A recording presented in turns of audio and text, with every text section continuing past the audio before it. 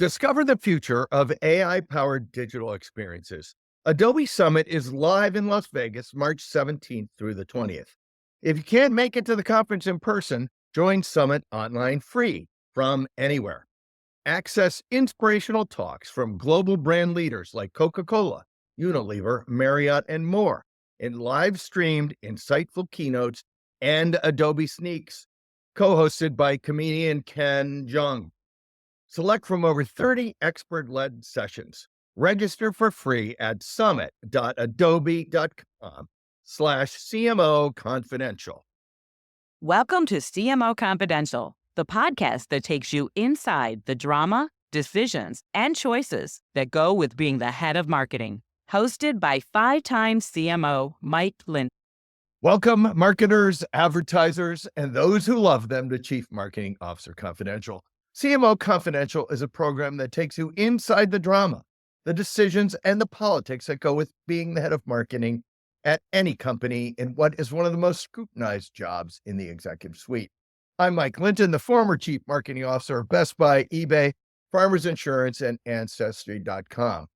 I'm here today with my guest, Gary Briggs. Today's topic: marketing observations and lessons learned from the 2024 presidential election. Gary started his career at Pepsi and McKinsey and went on to run marketing at PayPal, eBay, Motorola, and Facebook.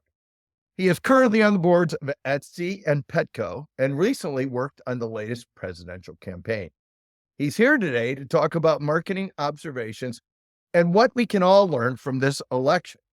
Full disclosure, we both work together at eBay, teach several classes at CMO Bootcamp, and are both CMO coaches, so we've known each other quite a while. And this is Gary's second time on the show.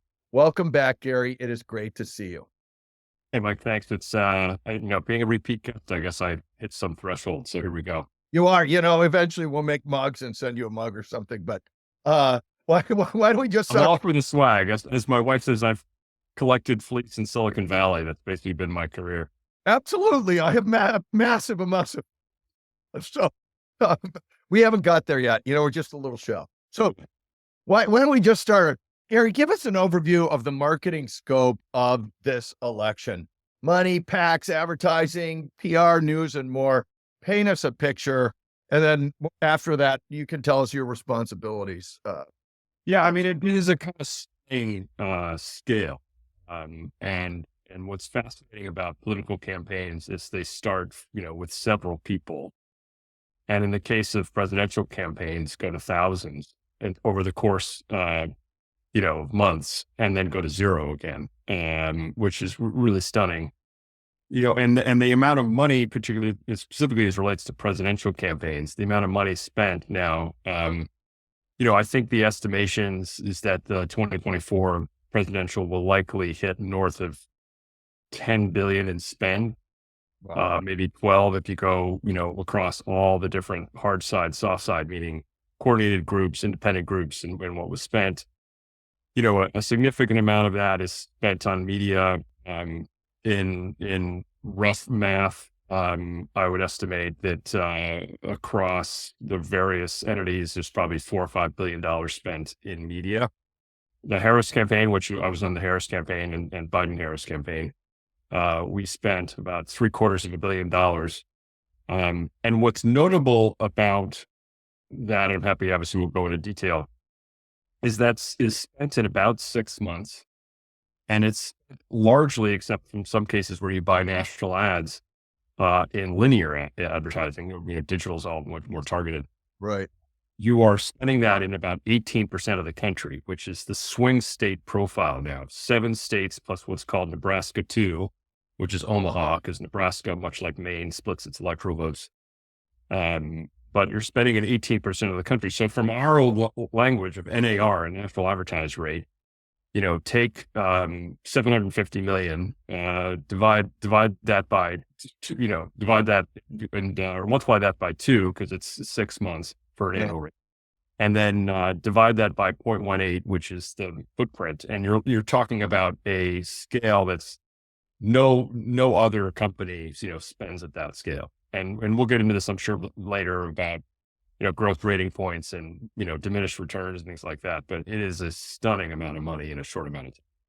Yeah. So you're spinning up what is essentially a massive, I mean, marketing corporation or marketing and PR corporation of 1,000 people and very Thousands of people. Yeah. thousands of people. And then you're spending billions of dollars. And it's really the equivalent of tens of billions of dollars if you were a real company. And then it all vaporizes as soon, or most of it vaporizes as soon as the campaign's over, which is that's an awful lot of just stuff going on in a really short period of time. Tell us your role in this, because you mentioned 750 million or something. Tell us your role in. Yeah. So I joined the Biden campaign in the middle of April of last year. So April 24 as senior advisor for paid media. I worked for Jen O'Malley Dillon, who was the campaign chair, but really was responsible for coordinating the budgeting and the agency relationships and the trafficking of creative, particularly on the linear side, less so on the digital side, which I'm happy to get into, across the campaign. I would tell you, just to kind of cut to it, I wasn't as busy during Biden's run, in part because Biden had he's a sitting president. Right. He's his own comms team, partially of whom, are advising him. And he had has a comms director who he had worked with for about 40 years, named Mike Donnell. And so they didn't really need, my help except on a coordinated basis. Yeah. Once Harris became the candidate and there was a reorganization, I got tons busier, which I'm happy to get into. Yeah, tell us how you got busier, because that must have been crazy. Look, I have all sorts of stories of, Biden's debate night, when the process of him dropping out and Harris, scaling up. But the scale up with Harris was stunning. I mean, we had no sense of how fast we were going to raise money, but in the first 5 days, we were raising hundreds of millions of dollars very, very quickly. And notably around media, we had to make decisions. This changeover was happening in July. We had to make decisions in early August for buying long lead media. We basically did television reservations, and we'd already done digital reservations. So we were making television reservations off of the projection of what we would eventually raise in the campaign, Right. off of days worth of fundraising, and an unprecedented experience of, changing over candidates with 107 days, until the campaign ended. So we placed, if I haven't remembered the number correctly, about $300 million worth of television reservations in mid-August, off of really, a couple of weeks of fundraising, projecting how much money we're going to raise through the end of the campaign. So it was, and then in terms of my own role, I had gotten, really good working relationship with the principal deputy campaign managers, a guy named Quentin Fultz. Quentin's really talented guy. He ran Pritzker's campaign and for the governor of Illinois. He ran both of Warnock's campaigns for the Senate in Georgia. You recognize Quentin if you follow any of this. He's on TV a ton. All right. Great, talented guy. But, I had a lot more marketing operations experience than he had. So I kind of ran that for him. And then really in the last 2 months, I was part of a nightly call, that we had with Jen O'Malley Dillon, which would be, Quentin presenting with me, supporting him, along with Rob Flaherty, who was the digital director, deputy campaign manager, Julie Chavez Rodriguez, who's a campaign manager, David Pluck, who was a senior advisor, and Jen O'Malley Dillon, or JOD as everybody called her. So this must have been super interesting, but also crazy, because you're making bets like wild without any certainty.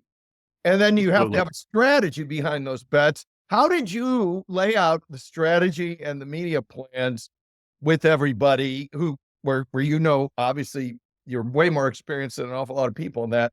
Yeah. How'd you lay out the strategies and the media plans without knowing the exact budget and, just you're kind of at speed doing work that companies of this size would take months to do? You're going to do it in a week or two. Tell us up to the strategies. Well, I got to give tons of credit to the analytics team. We have a really stunning and very well experienced analytics team.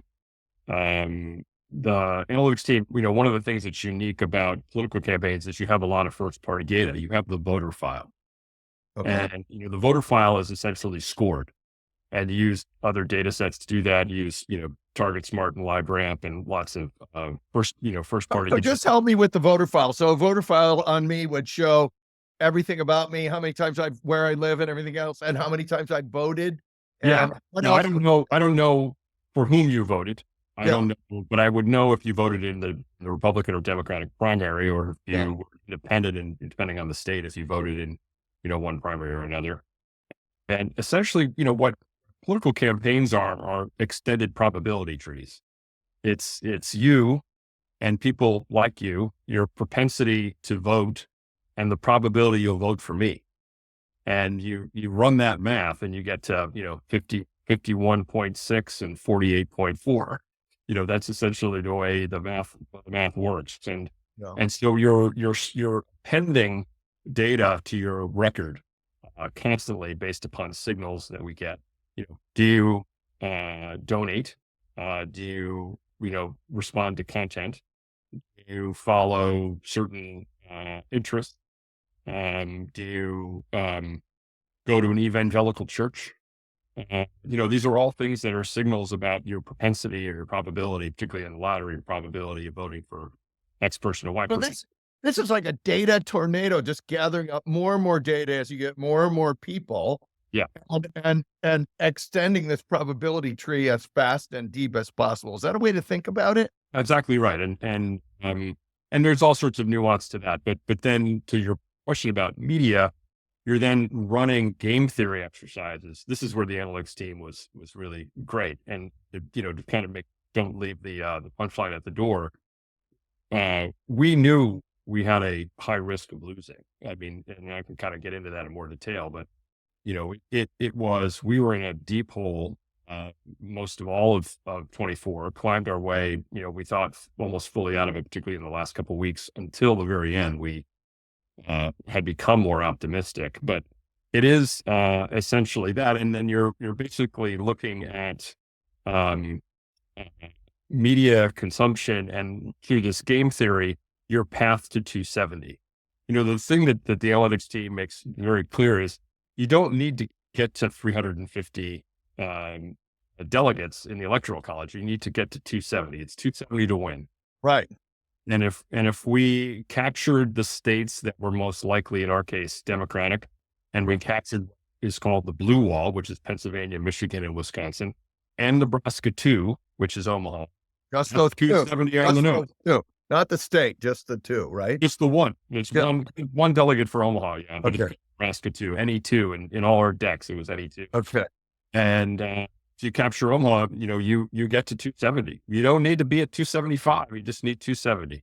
And you're looking at the probabilities of winning, X or Y state.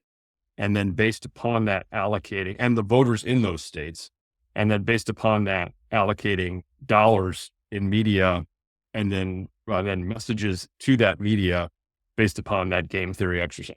Well, let's talk about the media, then go to the messaging, because the media here, then you say, look, all right, I got to get to 270. I got the blue wall. I got Nebraska 2. I'm going to go after this group of customers with as many messages as I can get to them, or how do I decide how much media I even hit them with? Or is it everything I can buy? Money rules in a way that I wish it we talked about, make this somewhat immediately, but money rules, like if your fundraising is the lifeblood here, and I have all sorts of issues with it, but that is the game that is played. It is the game. Look, you can hate the game, but that's right. Don't hate the player, as they say. Yeah, don't hate the player. So that is the way it works. And so in our particular case, what happened when Harris came in was very quickly we started to see that what we thought at the time. Now, obviously, people watching this will make all sorts of stark comments, but what it looked like was Georgia, Nevada, Arizona, and then North Carolina were coming into play. In other words, they were kind of out of play enough. Right.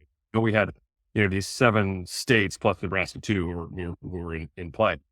And you're looking at, your profile of the voter, what types of media that they consume, the way to get to them. We set records in terms of digital spend, for example. And we spent a lot on digital, an historic amount compared to any campaign that came before us, and knew that, the ability to reach people through digital media was critical, both paid and organic. Now, organic, by the way, is massively important. And we can get into talking later, and I'll editorialize a little bit about the role of, organic media, social media, and kind of where we are in the media landscape. We can come back to that. But suffice to say, as far as paid media, you're looking at, I need to reach XYZ voter, whether that is a Black voter in a given state, or a Latino voter in another state, or a suburban white woman in another state. You're trying to reach those voters and drive, again, the propensities and probabilities through, and then you sample and you look and you do lots of polling behind that to look at how you're doing. And our polling, as you might imagine, had a much bigger response number than the national or the state level polls, because we can afford them. Right. And we're using that constant learning to then drive your media allocations. And granted, we were putting very significant reservations in. The reservations were aggressive. Certainly, in many cases, we went above and beyond that based upon the fundraising we eventually saw. But you can also cancel reservations and move reservations and things like that. There's some, not to get too much in the weeds, you benefit from the fact that as the candidate, you get a candidate rate versus if you're an outside party. In terms of the media you spend. Okay, you get less than rate card if you're the candidate, right? Yeah, you get a better rate card if you're the candidate. You get typically a better slot too. You can actually, because you're buying a lot, and you don't see that in digital, but you see that in linear. And then the other thing you're dealing with is constantly trying to get a read on what the other side is doing. What are their reservations? What can you discern from how they're spending on YouTube? Interestingly, the Trump campaign, for example, was using YouTube essentially like television, where, which I think is a very interesting insight. They essentially were, what's called negative targeting, or basically exclusion targeting, where they would buy Pennsylvania, but they would exclude Philly and Pittsburgh. So they wouldn't necessarily, those are obviously, whatever the town, city might be, was heavily Democratic. Their probability tree would say they have a very low probability of doing anything there, so they're taking their money out of there. They take their money out of there, and then they're using it much more like television, and then targeting particular demographics, in terms of age and other demos within that media strategy. So we were constantly looking at kind of their media strategy to compare to ours, and then these outside groups, these PACs, are massive. I mean, there was a lot, and has been a lot written, a lot of ink spilled, so to speak, of how much the Harris campaign versus the Trump campaign spent. But in many cases, particularly in the last weeks, even with the main PAC aligned with the Biden-Harris and Democrats, which is called Future Forward, with all the money that they were spending, we were still being outspent in some cases based upon really 3 very large PACs that were supporting Trump plus other groups. So you've got, in the case of Trump, 3 organizations, but 3 people spent over $700 million supporting Trump. That's Elon Musk, Thomas Mellon, banking family, and Miriam Adelson, which is Sands, which is the Las Vegas gambling.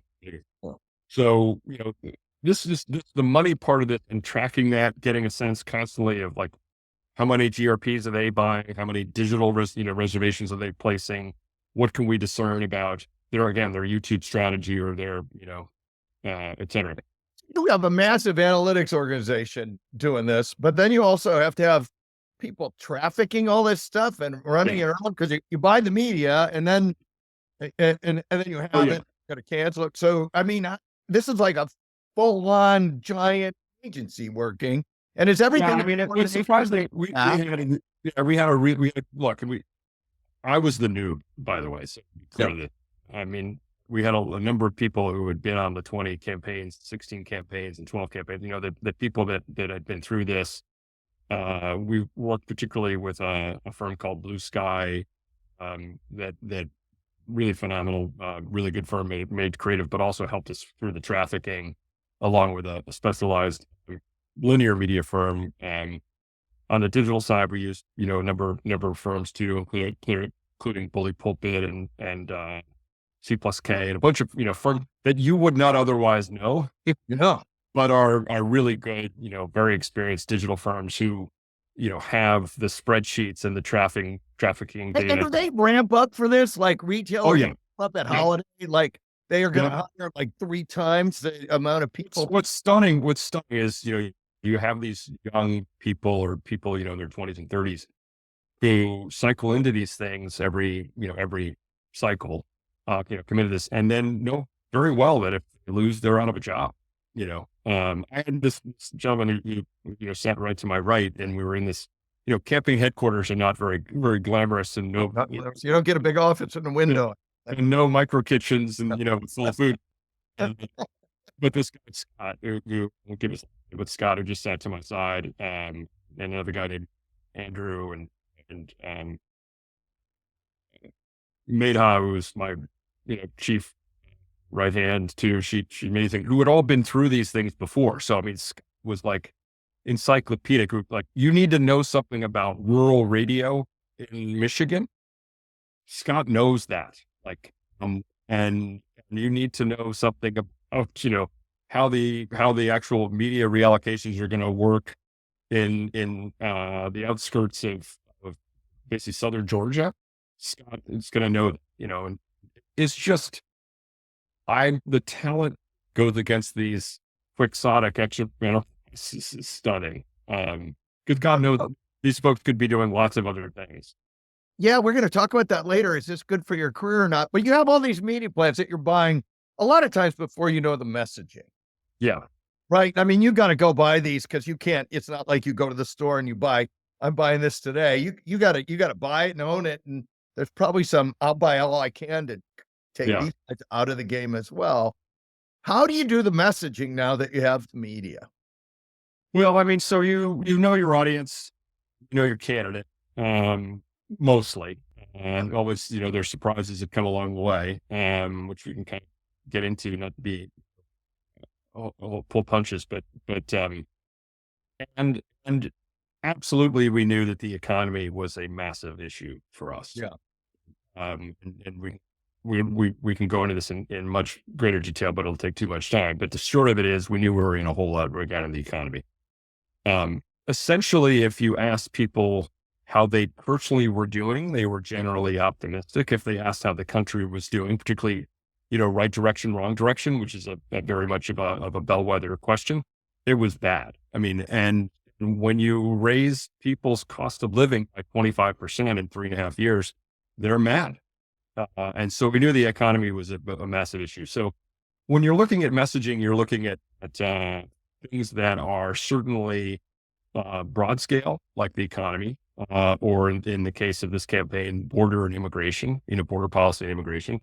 And then you're also looking at a set of issues that might be much more important to smaller subsets of voters. Now, this is where you might get into what's called constituency media, which is, Latino, Asian Americans, African Americans, what are issues that might be important? Suburban women, Or farmers or something like that. Yeah, And exactly. any demographic or psychographic you can find, you're gonna take it, right? Yeah, because like, again, you're trying to get to 270 and you're trying to win the state by one, and because it's winner take all, and it's a very different game theory than typical market share in packaged goods or insurance or tech, the industries that you and I were in.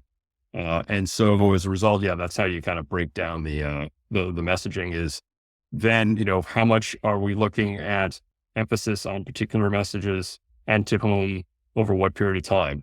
And then, day in, day out, and in some cases, hour in, hour out, you're reacting to what's going on in the news. I mean, what we've not talked about, and we don't spend a lot of time on it. There is an entire industry that follows this industry, and it's called cable news.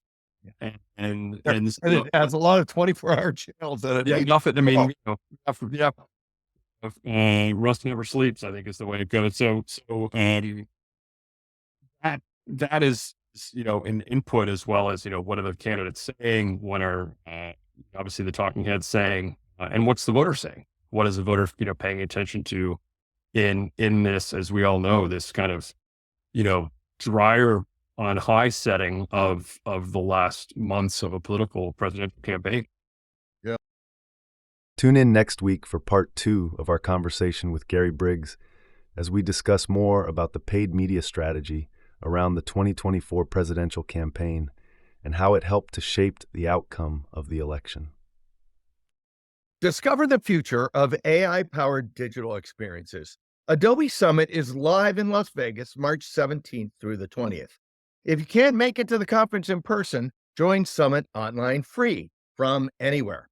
Access inspirational talks from global brand leaders like Coca-Cola, Unilever, Marriott, and more in live-streamed, insightful keynotes and Adobe Sneaks, co-hosted by comedian Ken Jeong.